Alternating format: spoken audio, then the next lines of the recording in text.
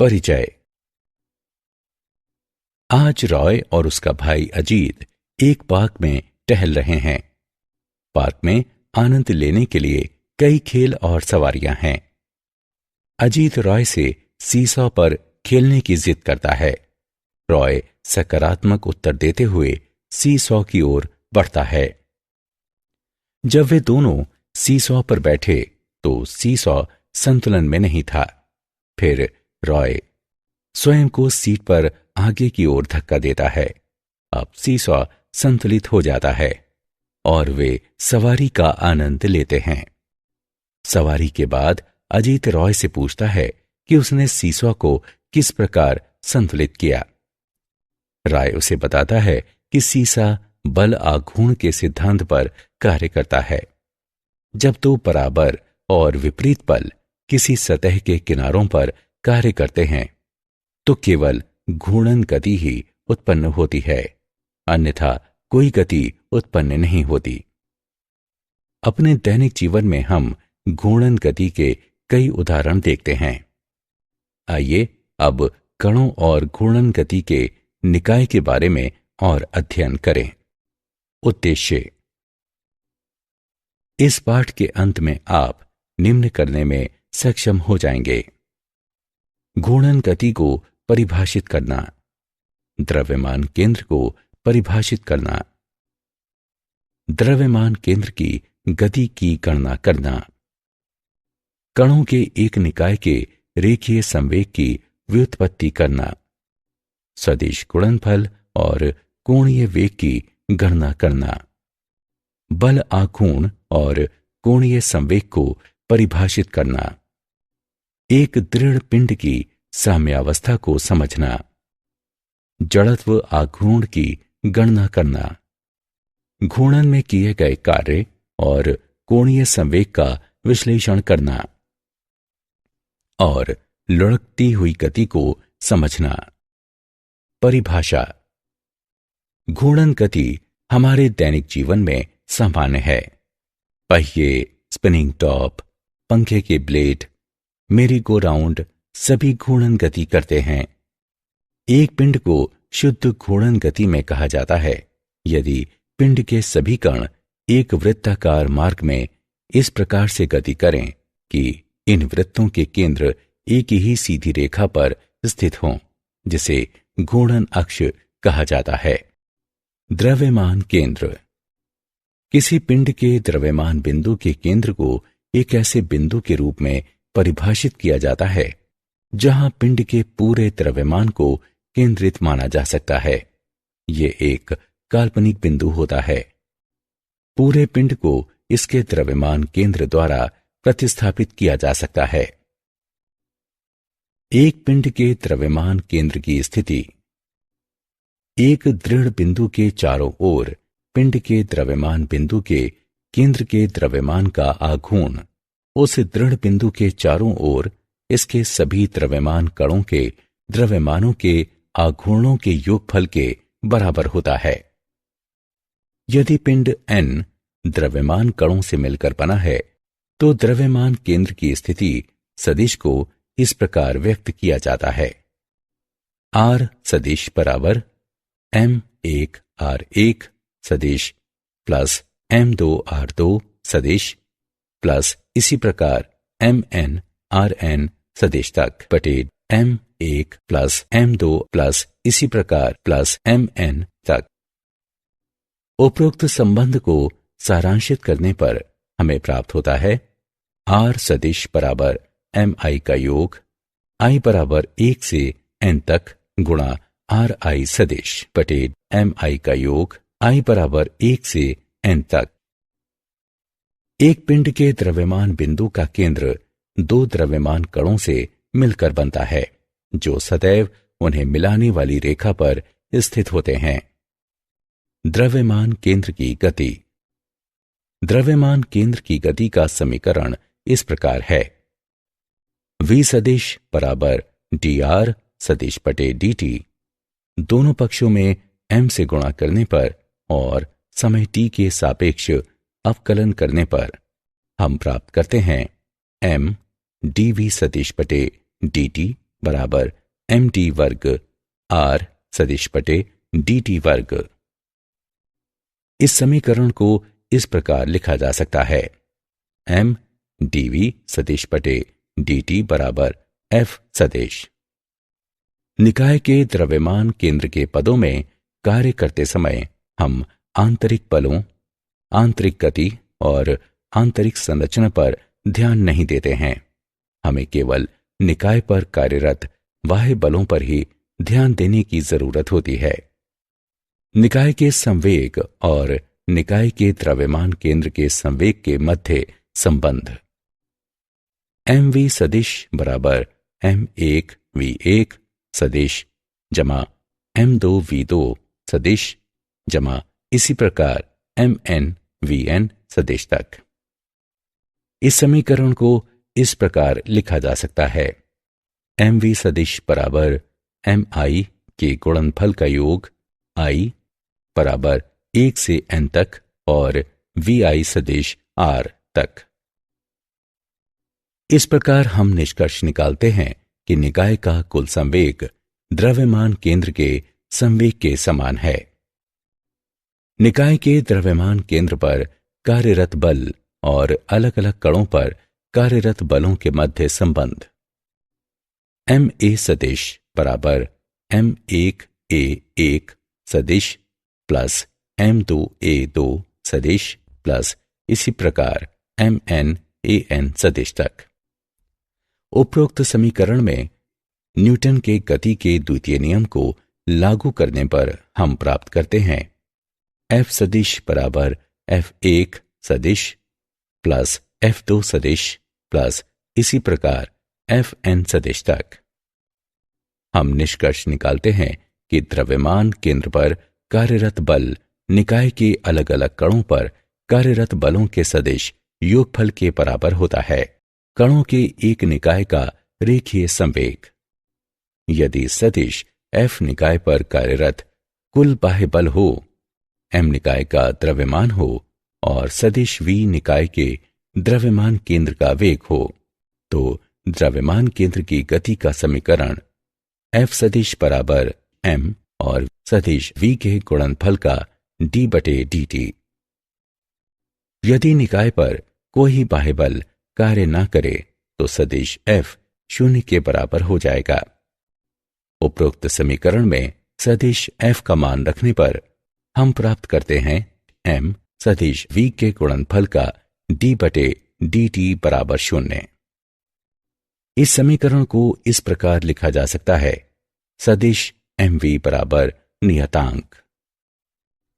हम निष्कर्ष निकालते हैं कि यदि निकाय पर कोई बाह्य बल कार्य न करे तो निकाय का कुल संवेग नियत होता है। यह संवेग संरक्षण का नियम है। जब m का मान नियत हो तो सदिश v भी नियतांक के बराबर होता है। हम निष्कर्ष निकालते हैं कि यदि निकाय पर कोई बाह्य बल कार्य न करे तो इसका द्रव्यमान केंद्र एक सीधी रेखा में एक समान रूप से गति करता है। दो सदिशों का सदिश गुणनफल। दो सदिशों p और q का सदिश गुणनफल एक सदिश r होता है। इस प्रकार की r का परिमाण बराबर pq sin थीटा, जहां p और q के परिमाण हैं और थीटा दोनों सदिशों के बीच का कोण है।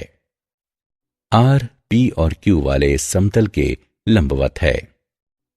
यदि हम सदिशों p और q के समतल के लंबवत रेखा के चारों ओर दाहिने हाथ की उंगलियों को मोड़ें और यदि उंगलियां p से q की दिशा में मुड़ी हुई हों तो फैला हुआ अंगूठा r की दिशा को इंगित करता है। कोणीय वेग और रेखीय वेग से इसका संबंध। कोणीय विस्थापन के परिवर्तन की दर को कोणीय वेग कहते हैं।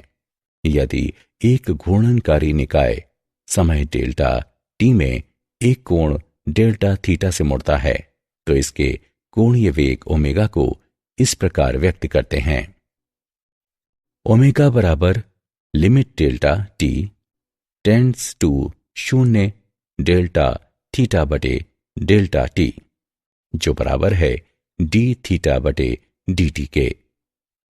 एक घूर्णनकारी पिंड का कोणीय वेग एक सदिश राशि है और ये घूर्णन अक्ष के समांतर कार्य करता है और इसकी अनुभूति को दक्षिण हस्त नियम द्वारा व्यक्त किया जाता है। पिंड के सभी कण एक ही कोणीय वेग से घूर्णन करते हैं, लेकिन उनकी चाल अलग अलग होती है। इस प्रकार r त्रिज्या के एक वृत्ताकार मार्ग में गतिमान एक कण का रेखीय वेग v होता है। v बराबर r गुणा ओमेगा। कोणीय त्वरण। यदि घूर्णनकारी पिंड की कोणीय चाल समय के साथ परिवर्तित होती है तो इसमें कुछ कोणीय त्वरण होता है। कोणीय त्वरण कोणीय वेग के परिवर्तन की दर है। कोणीय त्वरण को अल्फा से व्यक्त किया जाता है, जो बराबर है limit delta t tends to 0 delta omega बटे डेल्टा t, जो बराबर है d ओमेगा बटे dt के। कोणीय त्वरण एक सदिश राशि है। जब कोणीय वेग बढ़ता है तो ये ओमेगा की दिशा में अक्ष के अनुदिश दिष्ट होता है, लेकिन जब यह घटता है तो ओमेगा के विपरीत दिशा में दिष्ट होता है। बल आघूर्ण और कोणीय संवेग। जब कोई बल किसी पिंड पर कार्य करता है तो बल के अनुप्रयोग के बिंदु से बल की दिशा में एक सीधी रेखा खींची जाती है, जिसे बल की क्रिया रेखा कहते हैं। घूर्णन अक्ष के परितः बल आघूर्ण बल और घूर्णन अक्ष से बल की क्रिया रेखा की लंबवत दूरी के गुणनफल के बराबर होता है। इसे टाउ से प्रदर्शित करते हैं।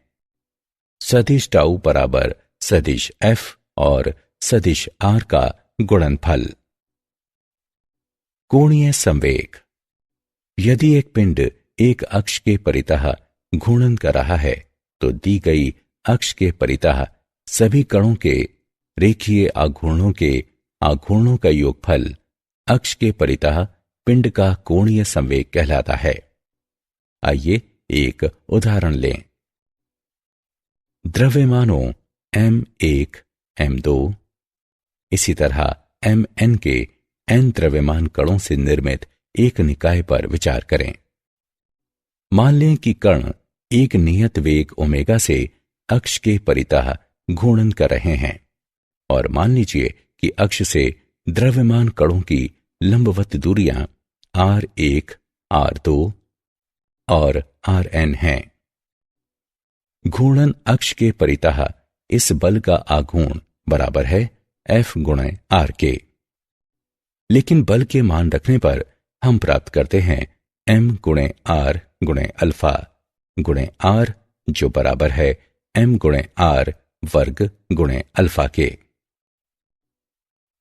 निकाय पर कार्यरत बल आघूर्ण टाउ बराबर m1 गुणे r1 वर्ग गुणे अल्फा 1 प्लस m2 गुणे r2 वर्ग गुणे अल्फा 2 जमा mn गुणे rn वर्ग गुणे अल्फा n। इस समीकरण को इस प्रकार लिखा जा सकता है। टाउ बराबर mi और ri वर्ग के गुणनफल का योगफल i बराबर 1 से n तक गुणा अल्फा। इससे प्राप्त होता है टो बराबर i अल्फा। यदि अल्फा बराबर 1 रेडियन प्रति सेकंड वर्ग तब i बराबर है टाउ के। एक पिंड इसकी घूर्णन अक्ष के परितः जड़त्व आघूर्ण आंकिक रूप से इसी अक्ष के परितः इस पर कार्यरत बल आघूर्ण के बराबर होता है। जब पिंड उस अक्ष के परितः एक इकाई कोणीय त्वरण से घूर्णन कर रहा हो। एक दृढ़ पिंड की साम्यावस्था। एक दृढ़ पिंड की साम्यावस्था में होने के लिए दो जरूरी शर्तें हैं, जो इस प्रकार हैं। पिंड पर कार्यरत बलों का सदिश योगफल 0 होना चाहिए। पिंड पर कार्यरत कुल बल आघूर्ण 0 होना चाहिए। साम्यावस्था के 3 प्रकार हैं जो निम्नवत हैं। स्थायी साम्यावस्था। यदि पिंड को थोड़ा सा विस्थापित करके बल आघूर्ण हटा लिया जाए तो पिंड अपनी मूल स्थायी अवस्था में वापस लौट आता है। अस्थायी साम्यावस्था। यदि पिंड को थोड़ा सा विस्थापित करके बल आघूर्ण हटा लिया जाए तो पिंड अपनी मूल अवस्था में नहीं लौटेगा। उदासीन साम्यावस्था। पिंड की स्थितिज ऊर्जा नियत रहती है। जड़त्व आघूर्ण। एक पिंड के जड़त्व आघूर्ण को इसके घूर्णन अक्ष के परितः इसके द्रव्यमान और इसके घूर्णन अक्ष से पिंड की लंबवत दूरी के वर्ग के गुणनफल के रूप में परिभाषित किया जाता है। इसे I से व्यक्त करते हैं। I बराबर mr वर्ग।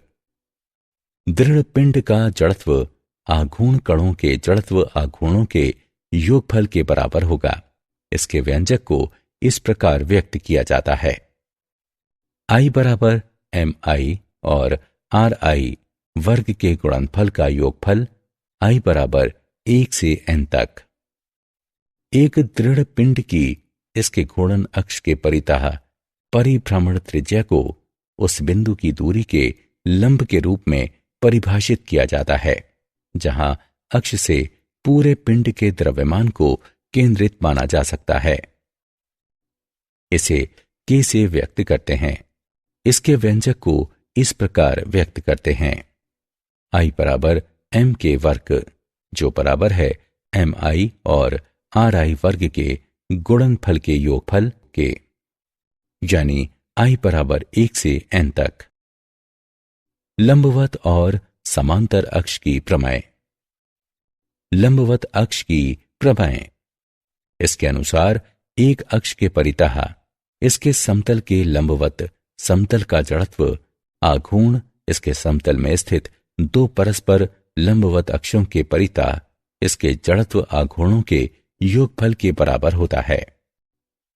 Iz बराबर Ix प्लस Iy। समांतर अक्ष की प्रमेय। इसके अनुसार किसी अक्ष के परितः एक पिंड का जड़त्व आघूर्ण इसके द्रव्यमान केंद्र से होकर जाने वाली एक समांतर अक्ष के परितः जड़त्व आघूर्ण और पिंड के द्रव्यमान एवं दोनों अक्षों के मध्य की लंबवत दूरी के वर्ग के गुणनफल के योगफल के बराबर होता है। I बराबर ICM प्लस MH वर्ग। घूर्णन में किया गया कार्य। मान लीजिए कि जब एक बिंदु P पर एक घुमाव बल F आरोपित होता है तो पिंड O से गुजरने वाले एक अक्ष परितः घूर्णन करता है। यदि स्पर्श रेखा और बल F के त्रिज्य घटक क्रमशः Ft और Fr हों तो एक छोटे से कोणीय विस्थापन के लिए किए गए कार्य को इस प्रकार व्यक्त किया जाता है। dw बराबर Ft गुणा ds। ds के मान उपरोक्त समीकरण में रखने पर dw बराबर Ft r d थीटा। यहां r बराबर OP। उपरोक्त समीकरण को टो के पदों में बदलने पर हमें प्राप्त होता है dw बराबर टाउ d थीटा। दोनों पक्षों का समाकलन करने पर हम प्राप्त करते हैं किया गया कार्य बराबर टाउ और थीटा का गुणनफल। इस प्रकार किए गए कार्य को बल आघूर्ण और रेडियन में कोणीय विस्थापन के गुणनफल के द्वारा व्यक्त किया जाता है। घूर्णन में कोणीय संवेग। आइए m1 द्रव्यमान के घूर्णनकारी पिंड के एक कण पर विचार करें जो r1 त्रिज्या के एक वृत्ताकार मार्ग में v1 रेखीय चाल से गतिमान है। एक अक्ष के परितः एक कण के कोणीय वेग को इसके रेखीय संवेग के आघूर्ण के रूप में परिभाषित किया जाता है। अतः कण P1 का कोणीय संवेग है L1 बराबर m1 r1 वर्ग ओमेगा। घूर्णनकारी पिंड का कुल कोणीय संवेग है L बराबर L1 प्लस L2 प्लस इत्यादि प्लस Ln तक। उपरोक्त समीकरण में L के मान रखने पर हम प्राप्त करते हैं बराबर M1 R1 वर्ग ओमेगा प्लस M2 R2 वर्ग ओमेगा प्लस Mn Rn वर्ग ओमेगा। इस प्रकार हमें निम्न परिणाम प्राप्त होता है। L बराबर I ओमेगा। लुढ़कती हुई गति। पिंड की घूर्णनकारी गति के साथ संयुक्त एक सतह से एक पिंड की गति इस प्रकार की सतह के साथ संपर्क में पिंड पर बिंदु तात्कालिक रूप से विरामावस्था में हो। हमारे पास घूर्णन गति के निम्नलिखित 3 नियम हैं। एक पिंड नियत कोणीय वेग से एक अक्ष के परितः लगातार तब तक घूमता रहता है जब तक कि इस पर कुछ बल आघूर्ण आरोपित नहीं होता। कोणीय संवेग के परिवर्तन की दर आरोपित बल आघूर्ण के बराबर होती है। एक पिंड पर कार्यरत प्रत्येक बल आघूर्ण के लिए किसी अन्य पिंड पर कार्यरत बराबर और विपरीत बल आघूर्ण होता है। घूर्णन गतिज ऊर्जा। एक दी गए अक्ष के परितः घूर्णनकारी दृढ़ पिंड की कुल गतिज ऊर्जा उस अक्ष के परितः सभी घटक कणों की गतिज ऊर्जाओं के योगफल के बराबर होती है। घूर्णन गतिज ऊर्जा बराबर 1/2 M1 R1 वर्ग ओमेगा वर्ग प्लस 1/2 M2 R2 वर्ग ओमेगा वर्ग प्लस इसी प्रकार 1/2 Mn Rn वर्ग ओमेगा वर्ग तक। समीकरण को सारांशित करने पर हम प्राप्त करते हैं घूर्णन गतिज ऊर्जा बराबर 1/2 M और R वर्ग के गुणनफल का योगफल गुणा ओमेगा वर्ग।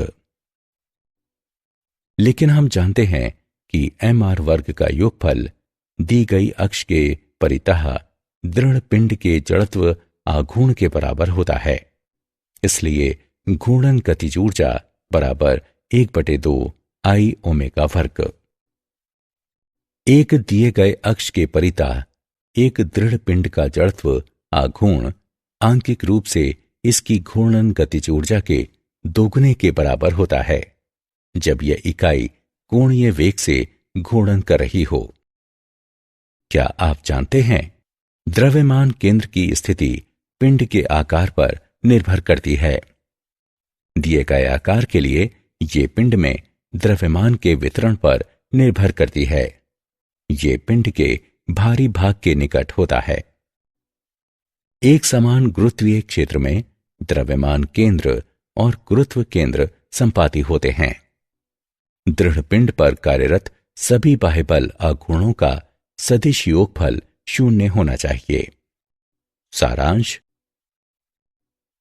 आइए हमने जो कुछ सीखा है उसे संक्षेप में दोहराएं।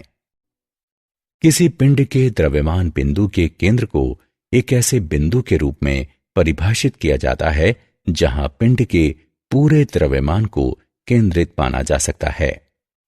एक पिंड के द्रव्यमान बिंदु का केंद्र 2 द्रव्यमान कणों से मिलकर बनता है जो सदैव उन्हें मिलाने वाली रेखा पर स्थित होते हैं। द्रव्यमान केंद्र पर कार्यरत बल निकाय के अलग अलग कणों पर कार्यरत बलों के सदिश योगफल के बराबर होता है। यदि निकाय पर कोई बाह्य बल कार्य न करे तो निकाय का कुल संवेग नियत रहता है। यह संवेग संरक्षण का नियम है। एक घूर्णनकारी पिंड का कोणीय वेग एक सदिश राशि होता है और ये घूर्णन अक्ष के समांतर कार्य करता है और इसकी अनुभूति दक्षिण हसत नियम के द्वारा की जाती है। घूर्णन अक्ष के परितः बल आघूर्ण बल और घूर्णन अक्ष के परितः बल की क्रिया रेखा की लंबवत दूरी के गुणनफल के बराबर होता है। दृढ़ पिंड का जड़त्व आघूर्ण कणों के जड़त्व आघूर्णों के योगफल के बराबर होगा।